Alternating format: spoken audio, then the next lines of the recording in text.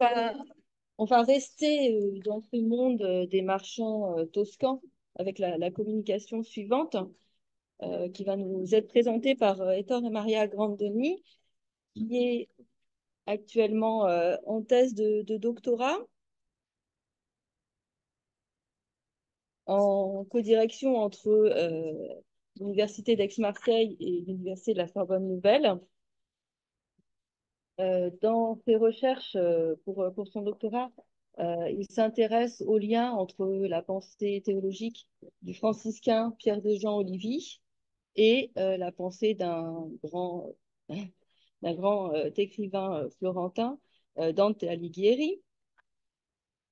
Mais aujourd'hui, il va nous parler de marchands toscans et en particulier d'un de ces marchands toscans qui s'appelle Liti di Bernardo Corbizzi, dont la correspondance est conservée dans les archives de Francesco Dattini à Prato. Je vous remercie. Merci pour la présentation et j'aimerais remercier aussi les organisatrices pour cette très belle journée d'études. Je ne sais pas si le diaporama fonctionne. Est-ce que vous voyez les diapositives? Là, je n'arrive pas. Ok. Vous avez fait le partage Oui, je l'ai fait. Là, ça fonctionne. Est-ce que de la maison, vous voyez les diapositives? Oui, oui, Oui, oui, nous voyons très Ok, bien. ok, merci. Les résultats que j'expose aujourd'hui sont les fruits des recherches que j'ai menées autour de la tradition manuscrite d'un poème de Giovanni Boccaccio, auteur toscan du XIVe siècle. J'ai étudié une dizaine de manuscrits, parmi lesquels s'est trouvé un bel exemplaire daté de 1394, conservé à la bibliothèque Méjeanne d'Aix-en-Provence. En haut de son premier folio, nous retrouvons cet ex-libris que vous voyez tout en haut, rédigé dans l'écriture cursive marchande de l'époque. Questo libro è di Litti di Bernardo Corbizzi da Firenze e si chiama Teseo, fatto per Messer Ioanni Boccacci di Firenze. C'est-à-dire, ce livre appartient à Litti di Bernardo Corbizzi de Florence, il s'appelle Thésée, et son auteur est Jean Boccas de Florence. Dans le revers de sa couverture se trouve un signe pourvu d'une croix à double traverse que vous avez dans la diapositive suivante et dont je vais parler tout à l'heure. Et au-dessous de ces signes, le premier vers d'une chanson du poète Franco Sacchetti, écrit de la même main que l'ex libris. Fuga chissà ove morte non regni, que l'on pourrait traduire par que celui qui connaît l'endroit où la mort ne peut pas l'attendre, qu'il s'y rende. Au tout début, les recherches sur les manuscrits de Boccace visaient uniquement l'œuvre littéraire et avait comme objectif l'étude comparée des variantes qui intéressaient les textes dans les différents témoins de la tradition. Peu à peu, en étudiant le texte et les paratextes de ces manuscrits, je me suis aperçu que chacun des exemplaires était marqué par des variantes qui dérivaient d'une manière ou d'une autre de l'horizon culturel de leur propriétaire. Ainsi, c'est dans le cadre de ce que nous pourrions appeler une philologie de la réception que j'ai commencé à m'intéresser à l'IT di Bernardo Corbizzi et à son entourage, et notamment à sa compagnie commerciale de Montpellier. Si nous allons plus loin, nous voyons qu'en plus de l'ex libris, le signe paratextuel qui m'a mis sur les traces de ces marchands est la croix gravée sur le revers de la couverture de son manuscrit. Ce signe apparaît dans certaines lettres conservées dans les archives d'Attini de Prato, une petite ville près de Florence. Dans ces archives sont conservées les lettres que Francesco Di Marco d'Attini et ses associés échangeaient avec les marchands établis dans les meilleures places commerciales entre la fin du XIVe et le début du XVe siècle. Ce qui est intéressant, c'est que cette croix à double traverse apparaît dans la correspondance des membres d'une grande compagnie florentine qui avait son siège à Montpellier. De 1370 à 1386, les deux frères Niccolò di Paolo et Antonio di Paolo Corbizzi l'employaient dans les lettres qu'ils envoyaient aux filiales de la Compagnie Datini établies à Gênes, à Pise et à Avignon. De 1391 à 1396, elle apparaît dans la correspondance de Paolo di Nicolò et de Litti di Bernardo Corbizi, notre marchand, à l'intérieur des lettres qu'ils adressaient à Barcelone, à Majorque et à Pise. Dans les lettres de Paolo et Litti, on remarque une petite lettre de format réduit, en P, que vous voyez à droite, placée à côté de la marque. Cela indiquait que la compagnie de Corbizi avait plusieurs filiales et qu'entre 1391 et 1396, Paolo en était le personnel dirigeant. Le même phénomène est visible dans la correspondance de Francesco Datini, où on remarque un F placé à côté de la marque de sa compagnie. Je n'insisterai pas aujourd'hui sur le cas tout à fait extraordinaire de la présence d'une marque commerciale dans un manuscrit contenant une œuvre littéraire. Je préfère seulement rappeler que la marque était tracée sur des supports qui n'étaient guère destinés à une longue conservation et elle apparaissait notamment sur les cartes qui circulaient, comme les lettres commerciales, les lettres d'échange, mais aussi sur des registres comptables divers conservés dans les grandes compagnies. Il est improbable que Litti Corbizi ait pu l'utiliser comme ex-libris, car les membres d'une compagnie n'en faisaient jamais usage à titre personnel. Par exemple, ils ne l'employaient jamais dans leur correspondance privée. Pour expliquer cette anomalie, j'ai formulé l'hypothèse d'une fabrication du manuscrit appartenu à Litti à partir d'un matériel initialement destiné à un usage professionnel au sein de la compagnie. Alors, qui est Litti? Il y a quelques années, je ne connaissais que son nom.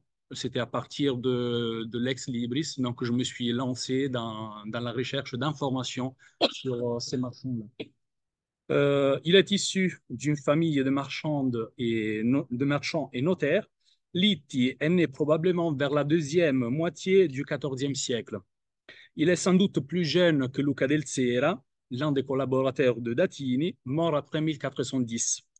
Dans une lettre personnelle que Litti lui adresse en 1395, lorsque Luca s'est trouvé à Barcelone, notre marchand lui écrit qu'il peut exiger de lui tout ce qu'il désire, car il est de son devoir de lui obéir comme il le ferait à un frère aîné. Se nulla vuoi sono tuo e ami a comandare siccome a un tuo minore fratello, che tenuto sono farti piacere. Donc on peut penser qu'il était plus jeune que Luca del Sera. Grâce à une déclaration au cadastre effectuée en 1427 par Giovanni di Filippo Corbizi, nous savons que la famille de Litti possédait depuis longtemps une maison avec une tour dans le quartier de San Piero Maggiore à Florence. Dans l'histoire de cette ville, du moins à l'époque de Dante et Boccace, l'emplacement des familles au sein de la cité était révélateur pour les situer dans l'échiquier politique.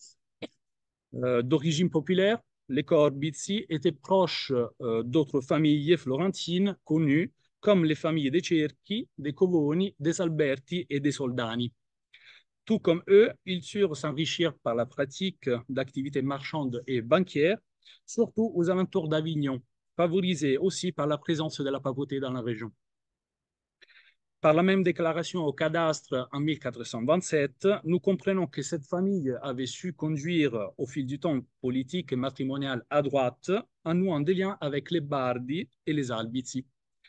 Dans ce document, le nom de Litti di Bernardo n'apparaît pas et mon hypothèse est qu'il est déjà mort à cette date, probablement loin de Florence, parce que d'autres Corbizi apparaissent, notamment certains dont on conserve les lettres dans les archives latines, par exemple Forese Donati. Donc, je pense qu'à cette date-là, il était déjà mort. Nous allons voir donc les milieux où Litti travaillait et où probablement il a grandi. Dans le Midi, la compagnie des Corbizi existait déjà depuis 1370. En 1379, des témoignages décrivent Niccolò di Paolo Corbizi comme un riche marchand vivant depuis plus de 30 ans à Montpellier. De 1370 à 1386, les frères Niccolò di Paolo et Antonio di Paolo y faisaient leurs affaires, grâce surtout au commerce d'épices, de coton, de sel et de draps languedociens aussi. De 1391 à 1396, Paolo di Niccolò, sans doute le fils de Niccolò di Paolo de tout à l'heure, et Liti di Bernardo Corbizi, son cousin, ont pris le relais. Les changements générationnels s'opèrent probablement autour de 1384, lorsqu'Antonio di Paolo meurt de la peste à Avignon. Dans la correspondance qu'ils adressaient aux filiales d'Atine établies à Gênes et à Avignon, nous comprenons qu'ils pratiquaient surtout le commerce d'épices qui parvenait à Montpellier par les ports d'Aigues-Mortes. Les provisions dans les ports languedociens étaient souvent assurées par des navires génois, car Gênes était à cette époque un centre important de distribution d'épices dans la région avignonnaise. Parmi les navires affrétés par les Corbizi, notamment des navires génois, nous retrouvons celui de Salagro di Negro, corsaire notoire, qui, en juillet 1398, par exemple, faisait voile en direction des Syracuses et Alexandrie d'Égypte. En mars 1398, un navire appartenant aux Grimaldi, probablement Ansaldo et Antonio, était amarré à Aigues-Mortes en attendant sa cargaison. D'autres navires encore sont évoqués dans la correspondance des Corbizi, certains languedociens, d'autres catalans. C'est le cas, par exemple, de la nef du Perpignanais Pietro Tecchini, nom italianisé pour Pere Tequi, qui, les soirs du 5 avril 1400, était attendu soit à Aigues-Mortes, soit à Collioure. Un autre navire auquel les Corbizi confièrent souvent leurs marchandises est la nef appelée Boccia, appartenant à Conciati Piero, probablement originaire de Savone. Le 24 mars 1399, ces navires avaient à peine atteint le port d'Aigues-Mortes et étaient prêts à charger du foin. Après avoir parlé des routes maritimes qui menaient à Aigues-Mortes, empruntées souvent par les navires affrétés par les Corbizi, il est temps de parler des marchandises qui parvenaient dans ces ports. Le poivre était sans doute l'épice la plus prisée dans les marchés occidentaux. Il figure en effet dans la majorité des listes de marchandises envoyées vers l'Occident. En plus du poivre, parmi les épices les plus convoitées, nous retrouvons trois différents types de gingembre, appelés belledi, belloscoglio et michino, la cannelle, le clou de girofle et les safrans. En plus des épices, sur les marchés montpelliérains, parvenait aussi du coton d'Alexandrie, de Malte et un type de coton appelé maputo, produit en Syrie. Souvent, les navires apportaient aussi du sel d'Ibiza, ce qu'on lit dans les lettres des Corbizi. Les Corbizi pouvaient acheminer les produits achetés sur les marchés montpelliérains par voie terrestre et les adresser dans des balles vers l'arrière du pays. Cette lettre de 1384, adressée à la compagnie d'Atine et d'Avignon, témoigne du rôle important d'intermédiaire que jouaient ces marchands sur la place de Montpellier. Dicemovi, come di 12° del mese, mandammo a Parigi 4 balle di vostro pepa de Ambrogi, che Dio le mandi salve. Di poi, questo dì, abbiamo mandato le 7 balle che qui restavano al detto Deo, e per la prima vi diremo conto di spese di tutto. J'ai lu l'extrait de la lettre. Enfin, dans la lettre étudiée, les Corbizi parlent de 4 balles de poivre envoyées à De Ambrogi à Paris et préviennent aussi leurs correspondants du prochain envoi de 7 balles qui leur étaient restées. Ils leur adresseront au plus vite la facture par le biais d'une prochaine lettre. Ajoutons qu'à Montpellier, les Corbizi n'étaient pas les seuls Toscans qui veillaient aux affaires de leur compagnie. Francesco Di Marco d'Atini, qui n'avait jamais créé de compagnie en Languedoc, puisait dans les marchés montpelliérains grâce aux Italiens déjà établis dans la région. Nous retrouvons certains d'entre eux dans les lettres d'échange émises par les Corbizi autour de 1391. Vous avez la transcription de cette lettre soit à l'écran, soit dans les dossiers de texte. Par exemple, dans cette lettre du 21 juillet, les cousins Paolo et Liti Corbizi demandent le paiement des 319 florins à Mainardo Bonciani et Nigeri di Messer Giovanni à Gênes, pour les 300 francs qu'ils avaient reçus à Montpellier par les Florentins Jacopo Rinuccini. Grand banquier florentin, Jacopo Rinuccini était aussi le cousin de Liti, de notre marchand. Avant 1320, la tante de Liti, Tessina Corbizi, avait épousé en première noces Cino Rinuccini, c'est-à-dire le grand-père de Jacopo. Peu de temps après l'émission de cette lettre, entre 1315 et 1319, Jacopo Rinuccini était venu en aide de la commune de Florence dans un moment d'extrême besoin, en lui prêtant d'importantes sommes d'argent. Je pense que cela prouve sans doute qu'à l'époque, Montpellier était une place financière des plus importantes qui attirait les hommes d'affaires les plus en vue de tout l'Occident, notamment des Florentins. Deux autres lettres d'échange évoquent, parmi les créanciers des Corbizi, c'est-à-dire les datori dans la structure de la lettre d'échange, une autre florentine, une dame, Monna Duccia, qui était la veuve de De Ambrogi. Après la mort de son mari, Dame Duccia se trouva à la tête de sa compagnie à Montpellier dans un laps de temps assez long qui va de 1384 à 1391. Vous avez la transcription de cette lettre dans les dossiers de texte. Parlons aussi d'une lettre datée du 15 mars 1391. Vous l'avez dans les dossiers de texte. Et cette lettre évoque un ensemble important de contrats d'échange où les Corbizi jouent différents rôles, à la fois preneurs, tirés et bénéficiaires des values. Cette lettre, je pense, qui est un témoignage important de leur activité intense sur la place de Montpellier. Parmi les bénéficiaires des Corbizi, tous établis à Gênes, nous dénombrons les Génois Valeriano Lomellino et la compagnie florentine des Cavalcanti, Umberto et Antonio. D'après la structure classique de la correspondance marchande, la lettre se termine par le rappel du prix des épices sur la place de Montpellier. Parmi les denrées évoquées, nous remarquons les poivres, pepe, dont les prix s'élevaient à l'époque à 97 lire. Trois types de gingembre, Belledi, Michini et Belloscogli, respectivement à 135, 77 et 140 lire. Les deux Corbizi informent aussi la compagnie Datini qu'à ces moments, sur les marchés de Montpellier, il n'y avait pas de demande de Belloscogli et laissent entendre que c'était le moment d'en profiter. Belloscogli lire 140 e meglio e belli e senza nessuna domanda. C'est dans la partie finale de la lettre. Montpellier n'était pas seulement un centre de distribution d'épices très important, c'était aussi un marché où les compagnies toscanes venaient acheter des draps.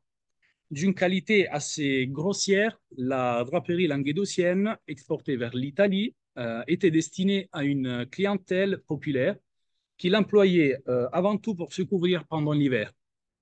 Les marchands achetaient des draps aux producteurs locaux pendant des foires qui se déroulaient avant tout à Pézenas ou à Montagnac.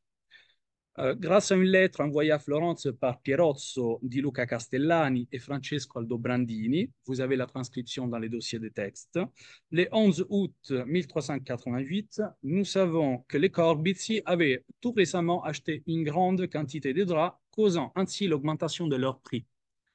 Questi pregi sono un poco caretti, per gli molti statue elevate per Gasconi et per questi Corbizi. Donc, ils avaient acheté une grande quantité de draps et le prix avait augmenté. Les draps achetés étaient emballés et chargés sur des navires amarrés dans les ports d'Aigues-Mortes qui, avant d'atteindre les côtes italiennes, pouvaient éventuellement faire escale à Port-de-Bouc. Les Italiens l'appelaient Boccoli. C'est dans dans l'extrait de la première lettre. La nave di Nicoloso Raspeo comincia oggi o domani a caricare in Aguamorta e poi va a caricare in Boccoli e va a Pisa. E di qui sarà spacciata fra 8 dì. Souvent génois, les navires évoqués par les Corbizi faisaient voile en direction des ports de Pise et Gaète, comme en témoigne cette lettre de 1392 adressée à la compagnie de Francesco di Marco Datini a Gênes. La nave d'Anseldo Grimaldi di cui è tutto spacciata e forse innanzi suggeriamo questa vi potete dire sia partita. Le dernier document souscrit d'un commun accord par les deux cousins Litti et Paolo date du 17 juillet 1396. À cette occasion, les Corbizi avaient émis une lettre d'échange au profit de Francesco di Bonaccorso et Ludovico Marini pour 214 florins à raison des 200 francs qu'ils avaient reçus de la part de De Ambrogi. La signature porte bien les noms des deux associés, Paolo et Litti Corbizi à Montpellier, bien qu'il n'y ait pas de traces de la marque de leur compagnie. Après ce document, ni les lettres de Litti ni celles de Paolo ne seront plus accompagnées par la marque de leur compagnie. On peut supposer qu'elle a été liquidée à la fin de la dernière décennie du XIVe siècle, car en 1402, dans une lettre envoyée d'Aigues-Mortes, Paolo Corbizi, l'associé de Litti, a eu recours à une autre marque. C'est celle que vous voyez projetée. Je ne suis pas encore parvenu à comprendre le nom de la compagnie qu'il avait intégrée à partir du signe qui apparaît dans sa lettre, mais la marque est la même que celle qui figure dans les lettres de Piero Conciati de Savone, c'est-à-dire les propriétaires de la nef Boccia dont j'avais parlé tout à l'heure. La séparation des deux cousins est probablement due à des problèmes financiers qu'ils durent essuyer à la toute fin du XIVe siècle. Dans les lettres, vous avez la transcription de cette lettre dans les dossiers de texte si vous ne parvenez pas à lire à l'écran. Dans les lettres écrites par Litti Corbizi, nous comprenons qu'à partir de 1396, il travaille désormais avec un autre collaborateur, un Florentin nommé Luti di Michele. S'il ne s'agit pas d'un homonyme, les livres de l'État, les livres des sages conservés dans les archives de Florence, nous informent que Luti di Michele avait environ 50 ans à la fin du XIVe siècle. Établi à Montpellier dans les mêmes années, il se déplace à Aigues-Mortes en 1401 et à Pézenas en 1411. Litti évoque son collaborateur dans plusieurs lettres rédigées entre 1396 et 1399, où émergent néanmoins de nombreuses inquiétudes liées aux affaires. En 1398, il demande, dans la lettre que vous voyez, il demande en des termes pressants la restitution d'un ensemble de marchandises qui étaient restées auprès de la compagnie d'Andrea Di Banco et Bartolomeo del Nero à Barcelone. Il s'agit, entre autres, de produits d'apparat destinés aux soins de la personne, comme des miroirs travaillés, des bagues et barrettes en or. Nous remarquons aussi quelques ceintures de fer et des fers de lance employés pour la chasse aux dents. Donc, c'était des produits de niche pour certains qui étaient restés entre les mains des membres de cette compagnie. Dans une lettre adressée le 24 mars 1399 à la filiale d'Attigny de Gênes, Litti Corbizi affirme qu'il a dû rester à l'écart du commerce pour se consacrer au règlement de certaines dettes qu'il avait cumulées au cours des dernières années. Donc, c'est pour cela qu'il demandait la restitution de sa marchandise restée entre les mains d'autres marchands. Nous pouvons croire que les demandes pressantes de restitution étaient le signe qu'à ce moment de sa vie, les affaires avaient pris un mauvais cours. En 1399, deux Florentins, Niccolò degli Alberti et Filippo Soldani, dont la compagnie est établie à Barcelone depuis au moins 1397, lui viennent en aide.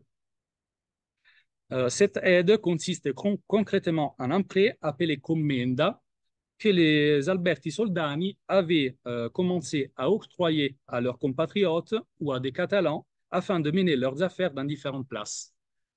Litti nous informe de cette commenda qu'il avait reçue. La commenda, c'était un prêt grâce à Nicolaio degli Alberti e Filippo Soldani dans cette lettre. E il écrit: mi danno una ragione come comanda, la quale mo a governare secondo che Dio mi amministrerà e fare mio nome e segno. Contrairement à de nombreuses compagnies florentines, et grâce surtout au contrat de Commenda, les compagnies des Alberti avaient réussi à pénétrer dans les marchés orientaux à partir de Barcelone. Cette Commenda était un type de prêt pratiqué surtout dans les commerces maritimes à Gênes, Venise, Amalfi et en Catalogne.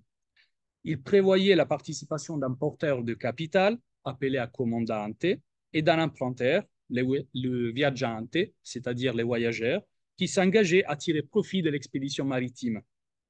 Parmi les garanties accordées aux bailleurs de fonds, les emprunteurs, c'est-à-dire les voyageurs, devaient employer leur raison sociale et leur marque afin d'éviter afin de préserver la marque du porteur du capital d'un éventuel échec. Ainsi, les deux bailleurs de fonds, Niccolò Alberti et Filippozzo Soldani, donnent à Litti une ragione à commanda qu'il doit administrer à son nom tout en restant pour le moment à Montpellier.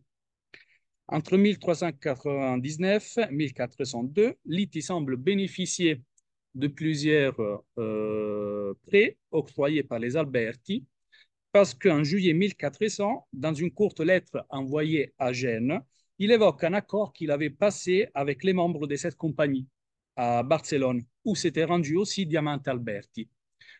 Lì ti nous écrit a di passati v'ho scritto e avvisatovi del principio che qui facevano questi Alberti e il termine la lettre en disant ho di partirmi di presente, farollo in frase ID, siatene avvisati. Je dois partir maintenant, je le ferai dans les 6 jours suivants.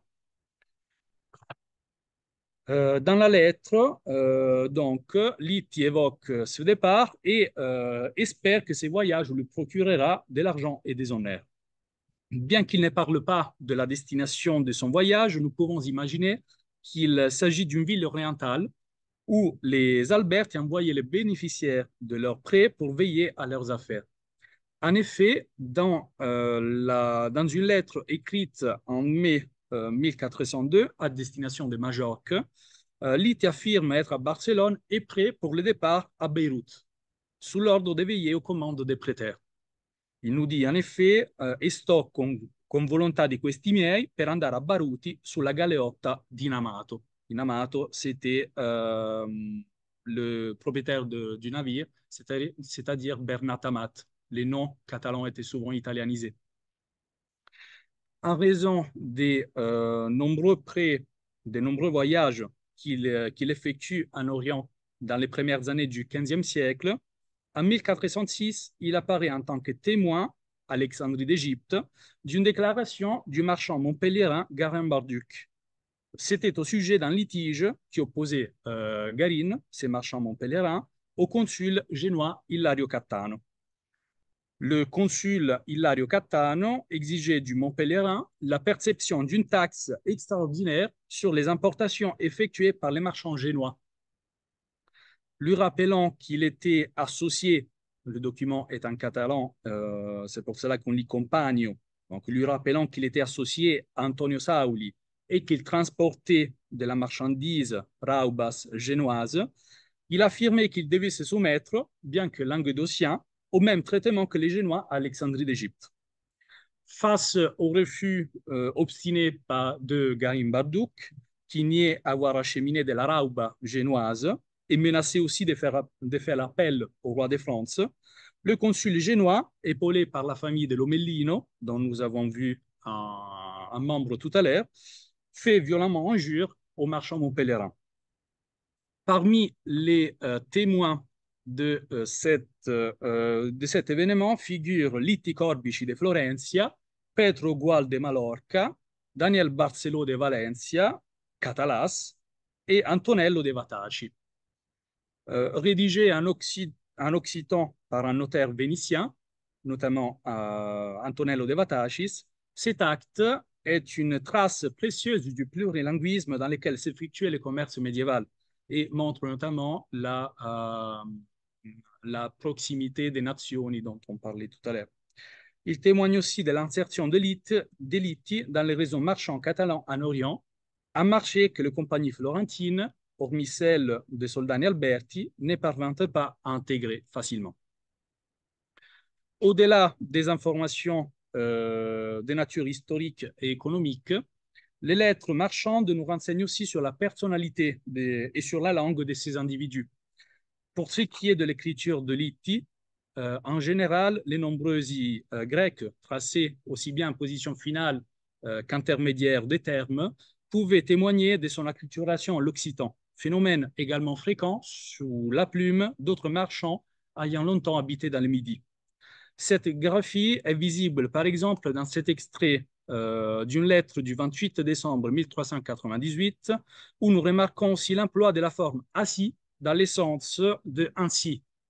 C'est là où il dit « Egli assi ve ne scriverà ». En toscan, on dit plutôt « così » au lieu de « assi ».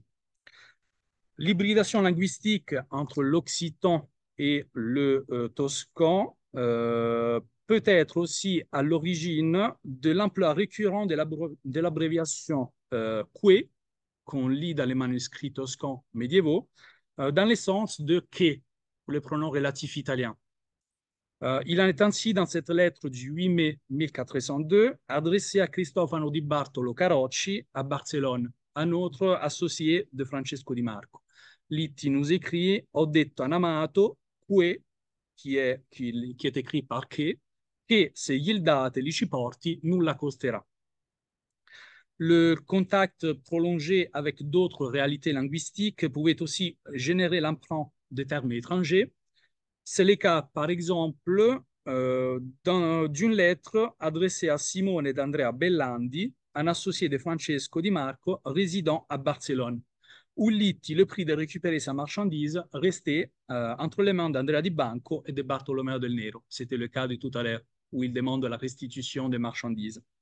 Et là, Litti nous dit, dans cette lettre, Litti attribue la falta, c'est-à-dire la faute, à ceux qui ont rendu la marchandise aux collaborateurs de Simone et d'Andrea. Cette falta, la faute, en italien on le dit plutôt colpa.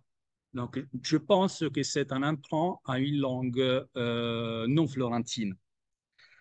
Dans une lettre précédemment citée, celle du 20 juillet 1400 que vous avez dans les dossiers de texte, Litti emploie aussi deux termes empruntés à une langue non florentine, probablement le catalan, c'est-à-dire dia pour jour et tan bene pour aussi. En italien, on dit plutôt giorno pour dia et anche pour tan bene. Un bon florentin, et là je vais me diriger vers les conclusions, un bon florentin, la langue de Litti est très colorée et caractérisée par de nombreuses figures de style.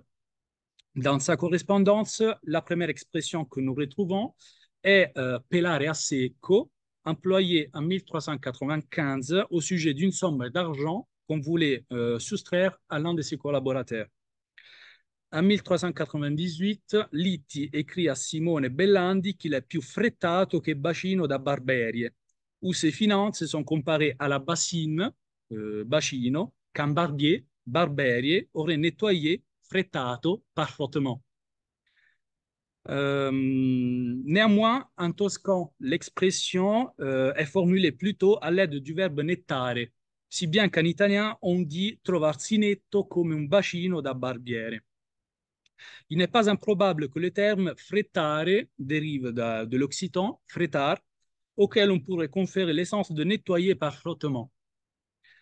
En dernier lieu, l'amour que Litt éprouve pour la poésie, qui fait qu'il commande le manuscrit de Boccace, transparaît aussi dans une expression qu'il emploie à plusieurs reprises dans ses lettres et qu'on retrouve aussi dans la correspondance de Francesco Datini, c'est-à-dire fare due versi di risposta, où le terme ver indique les lettres que ses correspondants doivent lui envoyer en guise de réponse. Pour les conclusions, la correspondance de Litti, composée d'une trentaine de lettres, est un échantillon important pour comprendre la vie quotidienne de ces Florentins qui, entre le XIVe et le XVe siècle, se trouvaient dans les places financières les plus importantes d'Europe. Marchand sensible à la poésie et commanditaire de l'un des manuscrits les plus anciens de la Théséide de Boccace, il réside sûrement à Montpellier de 1390 jusqu'à 1400 environ. Après la liquidation de sa compagnie, advenue autour de 1396, il semble travailler avec Luti di Michele, qui est un autre florentin. Après avoir contracté plusieurs dettes, il entre au service des Soldani Alberti en bénéficiant de plusieurs commandes qui le poussent à effectuer plusieurs voyages en Orient. Si son nom ne figure pas dans la déclaration au cadastre de Florence de la part de Giovanni di Filippo Corbizi, c'est parce qu'il meurt probablement entre 1406 et 1427. Je vous remercie pour votre attention.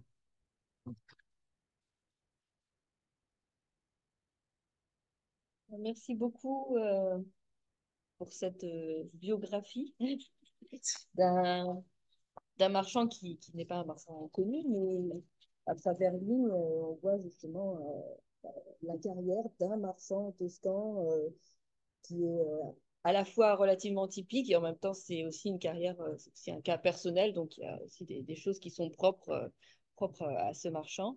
Euh, donc vous avez sans doute des questions, des précisions. Oui.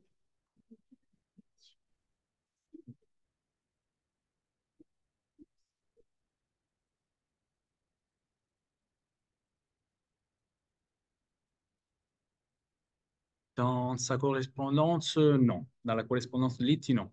Mais je pense que dans d'autres lettres, oui. Je commençais à m'intéresser il y a 3 ans, 4, aux archives latines. Donc, je n'ai pas pu explorer toute la richesse de ces archives. Mais je pense que dans d'autres lettres, d'autres marchands, oui. On peut trouver aussi cette hybridation linguistique avec des langues orientales.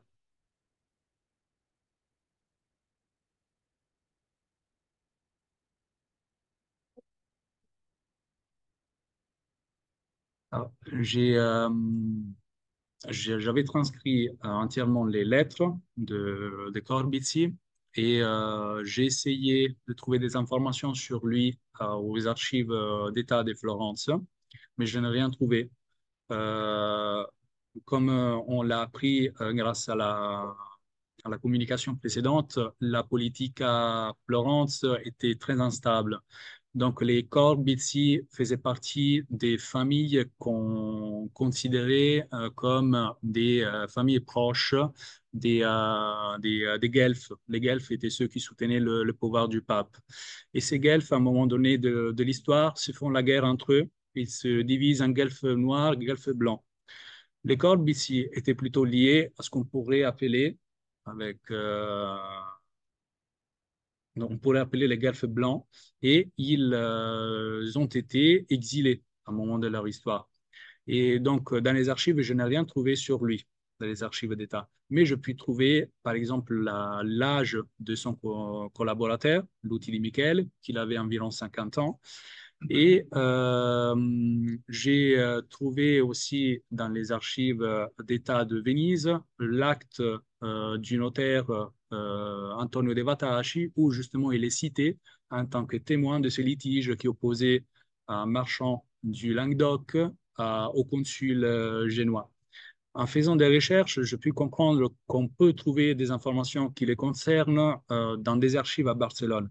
Mais ces recherches sont parallèles à mon champ de recherche principal.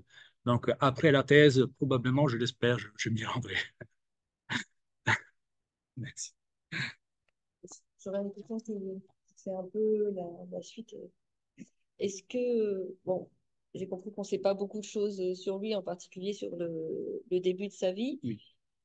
Est-ce que néanmoins on peut penser qu'il a été formé à Florence ou est-ce qu'au contraire il est parti très jeune à Montpellier et c'est là qu'il a été formé? Ce qui pourrait expliquer aussi justement qu'il a certains occitanismes dans sa C'est, graphie. je n'aurai pas la réponse pour l'instant, mais je pense que oui, il se trouvait très jeune euh, hors de Florence. Mhm.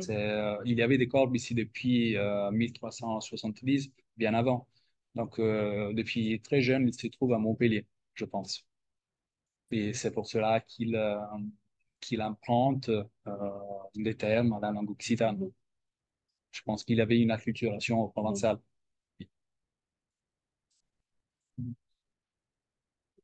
Oui. Ok. Oui, le chat. Attendez, le chat. Non, pas de Non, question. c'est juste pour dire qu'ils nous entendent bien ou qu'ils voient bien le. Très bien.